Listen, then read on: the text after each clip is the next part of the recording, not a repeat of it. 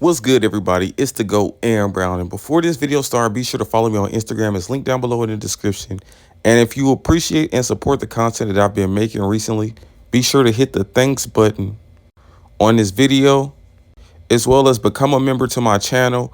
And if you have any suggestions, I will be taking a lot of video suggestions from the members of my channel. And that's one of the top perks you get for being a member of this channel.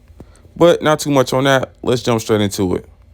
So I was just at the crib chilling, and I open up Twitter and I see I got about 3 or 4 tags. I'm like, what the hell are people up to today? And I seen a lot of people tagging me on this, really with no context, and just putting the dead emojis or the laughing emojis, or asking my opinion on this, asking what do I think about this. And it was like a Time magazine cover. I don't know if it's real or not, but it says like your Olympic guide, how athletes thrive, Paris meet politics, Simone Biles, his bike. And then they have a big ass picture of Noah Lyles on here.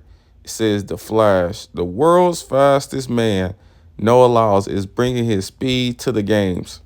And that's what took me back right there. And I was really confused and just really misconstrued about this whole thing, because how could a public magazine be so misleading and incorrect? Why would they put the world's fastest man and then following that include Noah Lyles' name? Firstly, he's not the fastest man on earth right now because Usain Bolt exists. Secondly, he's not the fastest person actively running right now because Christian Coleman, Trayvon Bromell, Fred Curley, who all have PRs of 976, all exist. Secondly, he's not even the fastest guy in the world this year, not even top 3. Because Keyshawn Thompson, Ferdinand Omiyala, Oblique Seville, they all exist. So I was utterly confused on how they would mislead the public and put the world's fastest man, Noah Lyles. And it's just a hypocrisy within track and field, because answer me this. Who's the world's fastest woman in the 400-meter hurdles? Oh, wait. And I know the majority of y'all said Sydney McLaughlin. But if you go off the same standards and qualification in which you qualified Noah Lyles for being the world's fastest man, in that case, Femke Bol of the Netherlands is technically the fastest woman in the world in the 400 hurdles. No, she doesn't have the fastest time in the world this year. She actually had the fastest time in the world last year, and she won the world championships. Noah Lyles only won the world championship, and y'all say he's the fastest man in the world. So is Femke Bol the fastest woman in the world in the 400-meter hurdles? Everyone with the brain is going to say no.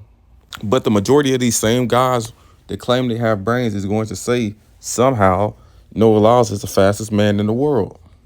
So you see and you realize the picking, recognize the picking and choosing when it comes to track and field.